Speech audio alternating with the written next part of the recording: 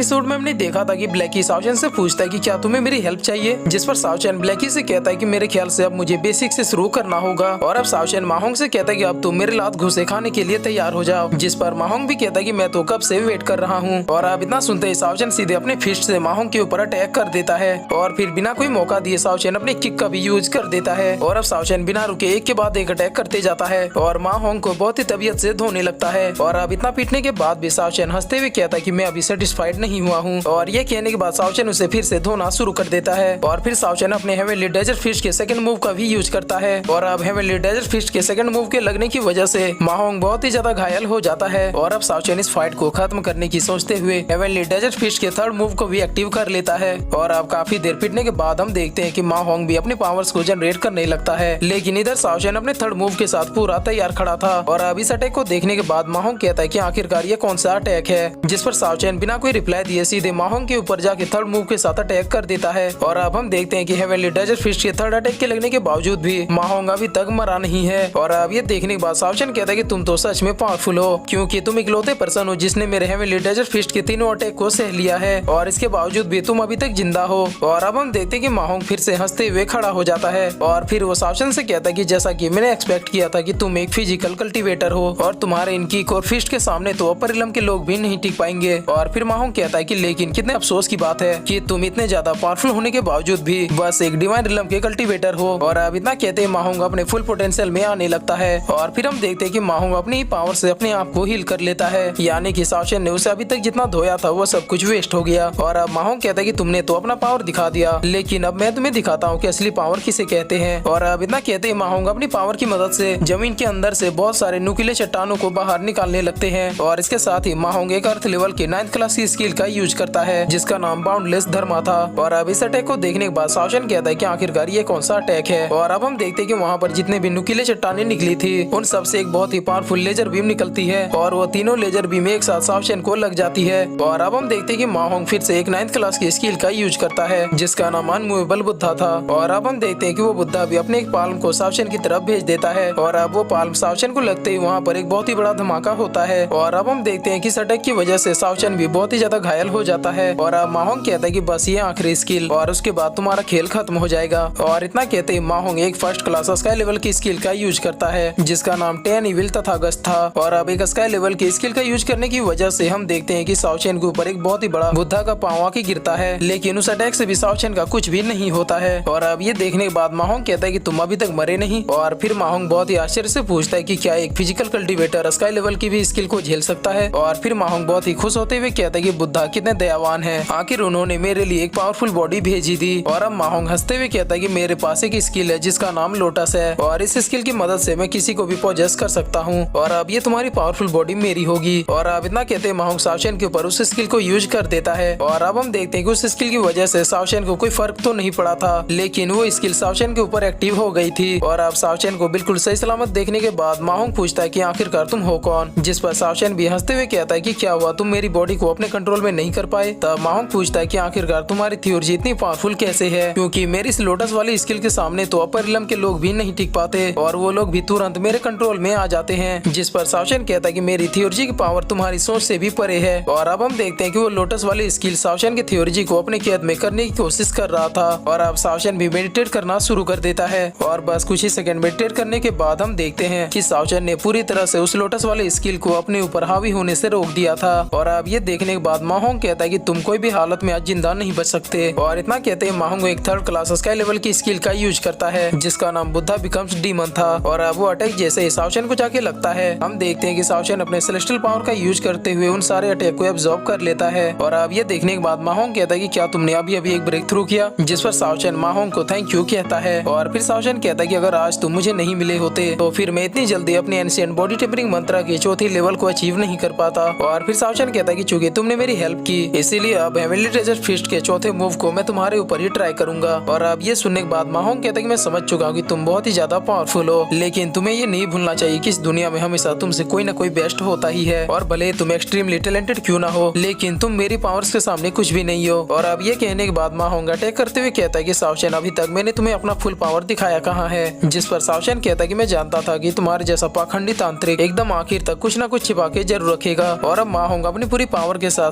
साओचेन के ऊपर अटैक कर देता है। लेकिन अब तो साओचेन का एंशिएंट वेलर और भी ज्यादा पावरफुल हो चुका था, जिसकी वजह से मा होंग अपनी पूरी पावर से भी साओचेन के ऊपर एक अटैक भी नहीं कर पाता है। और अब ये देखने के बाद मा होंग बहुत ही गुस्से से पूछता है कि आखिरकार तुम किस ट्रिक का यूज कर रहे हो, जिस पर साओचेन कहता है कि ये कोई ट्रिक नहीं है बल्कि ये मेरी सेलेस्टियल पावर है। और तभी हम देखते हैं कि साओचेन का सेलेस्टियल पावर मा होंग के ऊपर प्रेशर बनाना शुरू कर देता है। और अब हम देखते हैं कि वो प्रेशर इतना ज्यादा पावरफुल था कि जिसकी वजह से मा होंग भी इस प्रेशर को नहीं झेल पा रहा था। और अब मा होंग अपने आप को इस प्रेशर से फ्री करने के लिए अपने स्केलेटन वाले माला को फिर से ऊपर फेंक देता है और अब फिर से वो माला सारे पावर्स को एब्जॉर्ब करना शुरू कर देता है। और अब हम देखते हैं कि उन पावर्स को एब्जॉर्ब करने की वजह से मा होंग और भी ज्यादा पावरफुल हो चुका था। और अब इन सारी चीजों को साओचेन भी स्माइल करते हुए देख रहा था। और अब साओचेन भी अपने हेवनली डेजर्ट फिस्ट के चौथे मूव को यूज करने लगता है, जहाँ पर हम देखते हैं कि इस मूव के यूज करते ही दो बहुत ही बड़े बड़े हेवनली हैंड्स अपोनेंट को एकदम धीरे धीरे मसलना शुरू कर देता है। और अब इस अटैक में फंसने के बाद मा होंग कहता है कि ये तो इम्पॉसिबल है, क्योंकि मैंने टोटल 8 कल्टीवेटर्स के पावर को एब्जॉर्ब किया था जो कि किंग रिलम पे थे। और अब हम देखते हैं कि साओचेन मा होंग को पूरी तरह से अपने हाथों के बीच मसल देता है और फिर मा होंग वहीं पे खत्म हो जाता है। और अब साओचेन अपने हाथों की ओर देखते हुए कहता है कि फोर्थ मूव तो कमाल का है। और अब साओचेन ब्लैकी को ताना मारते हुए कहता है कि मैं उस आदमी को और भी पहले मार सकता था, बट उससे पीटना तो मेरे प्लान में था। और अब साओचेन की ऐसी पावर देखने के बाद ब्लैकी भी बहुत ही ज्यादा शॉक हो जाता है और अपने मन में सोचने लगता है कि साओचेन की पावर तो अभी से एक सुप्रीम लेवल तक पहुंच चुकी है। और अब साओचेन ब्लैकी से पूछता है कि आखिरकार तुम मुझे तब से घूर घूर के क्या सोच रहे हो। और फिर साओचेन ब्लैकी को लेट्स गो कहता है। और अब सीन चेंज होता है और हम माओ फैमिली को देखते हैं, जहाँ पर माओ फैमिली के सारे लोग साओचेन के आगे झुके हुए होते हैं। और अब साओचेन कहता है कि जैसा कि मैंने कहा था कि अब किंग रिलम में माओ फैमिली को एग्जिस्ट करने की जरूरत नहीं है। और अब ये सुनने के बाद माओ किंग रोते हुए कहता है कि सब कुछ खत्म हो गया। और अब साओचेन ब्लैक कारवा के लीडर से कहता है कि इन लोगों को कैसे निपटाना ये मैं तुम पे छोड़ता हूँ। और ये कहकर साओचेन वहाँ से चला जाता है। और अब साओचेन के जाने के बाद ब्लैक कारवा का लीडर कहता है कि मैंने बिल्कुल सही मास्टर चुना है। और अब सीन चेंज होता है और हम ब्लैकी और साओचेन को देखते हैं, जहाँ पर साओचेन ब्लैकी से कहता है कि अब मैं किंग रिलम पे पहुंच चुका हूँ और तुमने मुझसे कहा था कि जब मैं किंग रिलम पे पहुंच जाऊंगा तब तुम अपने सारे सीक्रेट मुझे बताओगे। जिस पर ब्लैकी भी ओके कहते हुए एक पावर को एक्टिव करने लगता है। और अब जैसे साओचेन उस पावर को देखता है तो फिर हम देखते हैं कि ब्लैकी साओचेन को अपनी सारी मेमोरी दिखा रहा होता है। और अब उस जगह को देखते हुए साओचेन कहता है कि ये जरूर आउटर रिलम होगा, जिस पर ब्लैकी भी यस कहता है। और फिर ब्लैकी बताता है कि इसी जगह पे मैं पैदा हुआ था।